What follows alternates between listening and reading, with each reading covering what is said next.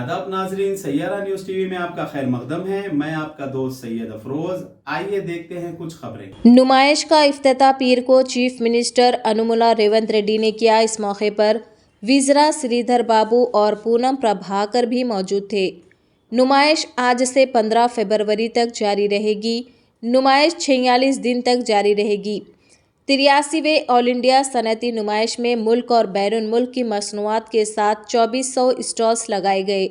नुमाइश का दाखिला टिकट की कीमत 40 रुपये है। 5 साल से कम उम्र के बच्चों का दाखिला मुफ्त रहेगा। नुमाइश दोपहर 4 बजे से रात 10:30 बजे तक जारी रहेगी। नुमाइश वीकेंड पर रात 11 बजे तक खुली रहेगी। नामपली नुमाइश में आने वालों को मुफ्त पार्किंग की सहूलत फराहम की गई है।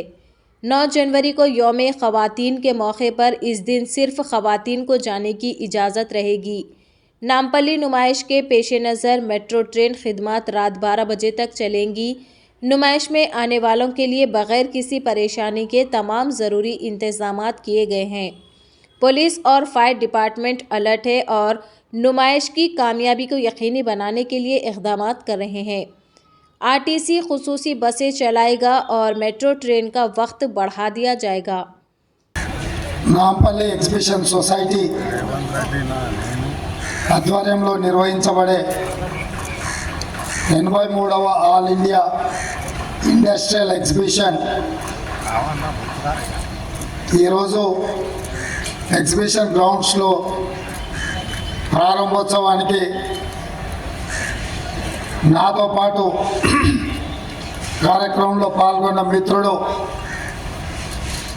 గౌరవ అధ్యక్షులు మంత్రివర్యులు శ్రీధర్ బాబు గారు, అదేవిధంగా ట్రాన్స్పోర్ట్ మినిస్టర్ మిత్రులు పొన్నం ప్రభాకర్ గారు, అదేవిధంగా మిత్రులు మహేష్ కుమార్ గౌడ్ గారు, ఎగ్జిబిషన్ సొసైటీ మేనేజ్మెంట్ కమిటీ, అదేవిధంగా ఈ నుమాయిష్ అభిమానులు, కమలా నెహ్రూ పాలిటెక్నిక్ కాలేజ్ విద్యార్థులు, ఇతర మిత్రులందరికీ కూడా నూతన సంవత్సర శుభాకాంక్షలు. నూతన సంవత్సరం ఏ విధంగా మొదలవుతుందో కొత్త ఆలోచనలతోటి భవిష్యత్తు మీద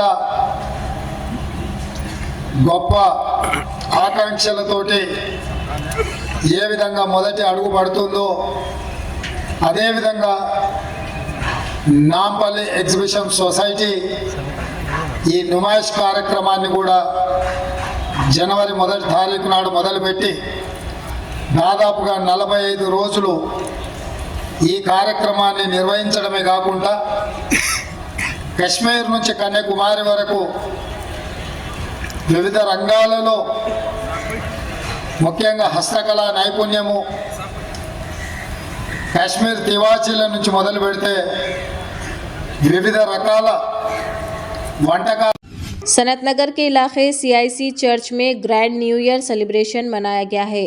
इसमें 2023 के जाने और 2024 के आने के मौके पर चर्च में पास्टर विल्सन की क़यादत में ग्रैंड न्यू ईयर सेलिब्रेशन का केक काटा गया और प्रेयर की गई और आने वाले 2024 में तमाम लोग अच्छा रहना ये कहकर दुआ की गई।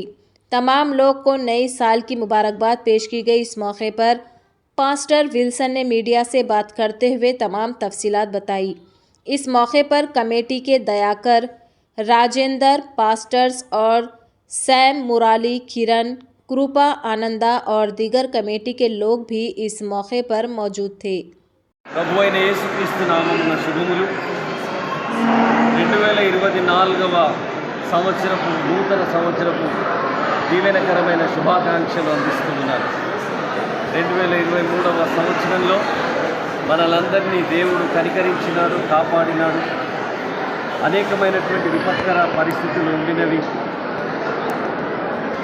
యుద్ధ వాతావరణం నెలకొలింది, మరియు చాలా కష్ట నష్టంలో ఉన్నప్పటికీ దేవుని యొక్క కాపుదల, దేవుని యొక్క భద్రత ప్రపంచ ప్రజలందరికీ ఉన్నది।